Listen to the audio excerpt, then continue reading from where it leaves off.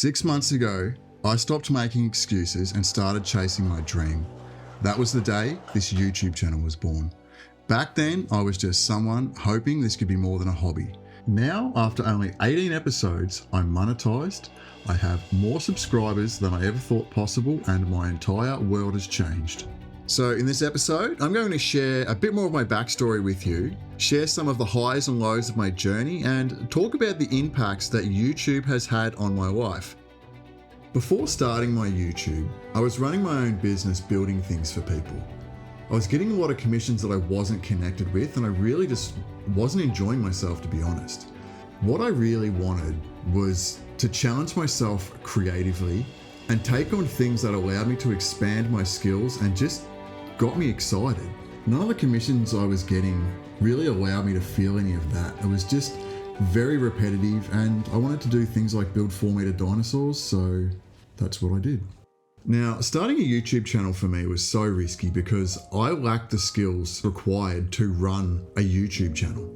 I am not a techie person. I did not grow up with technology. I knew nothing about editing, knew nothing about analytics, and to be honest, the whole thing just overwhelmed me. So I decided to set myself an ambitious, but also realistic 12-month goal to reach 1,000 subs and 4,000 watch hours. And that's basically what you need to make partner. So with the plan in place, I decided to just switch on the camera and film what I was already building anyway. And that's basically how I got started. Now, my first few videos were pretty cringy. The color had this like weird green sort of tint on it. The sound wasn't great, but you know what? If you go back to anyone that has an established channel and watch their really early content, all the journeys look pretty much the same. No one really knows anything going in, but they're doing their best and they've got a dream in them.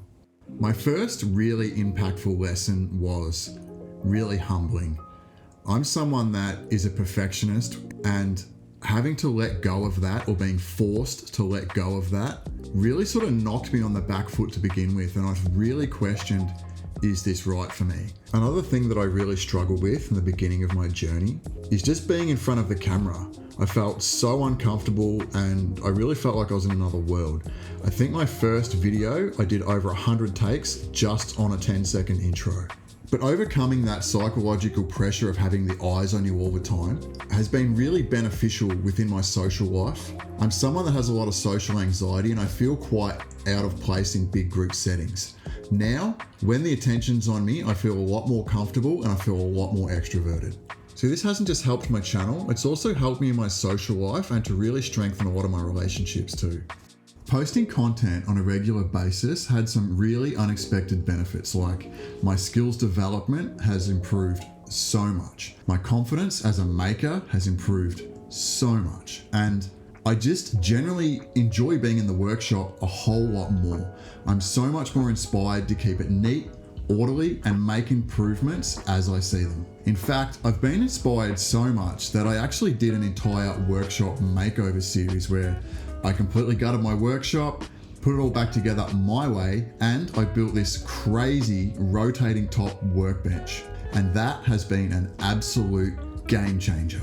And speaking of game changers, that series did really well and was my first success with around 18,000 combined views. That pushed me up to around 700 subs. And at just 3 months in, I was absolutely stoked, and I was not prepared for what happened next.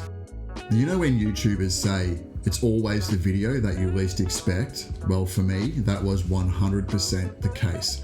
I was feeling really tired, filming and editing and putting out videos. I thought, you know what? I'm just gonna do a video on some small projects and just take it easy. So I did that, and it absolutely blew up almost overnight. And within just a few weeks of having that video up, it reached tens of thousands of views.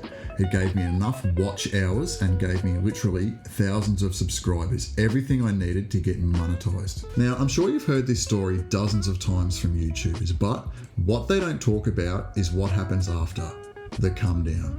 And what I mean by that is making content that doesn't really go anywhere after you've had a viral video.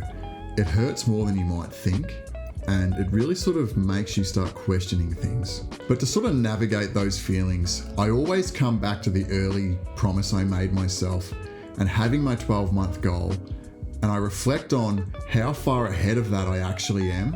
And it just allows me to sort of stay motivated and just keep going and believe in what I'm doing. So now that I'm monetized, I can honestly tell you guys that the money is not worthwhile. YouTube money is like peanuts. What motivates me to keep going at the moment is the connections and the community. I love getting all the comments from people that are inspired to build things and to just get in the workshop and have a go at stuff.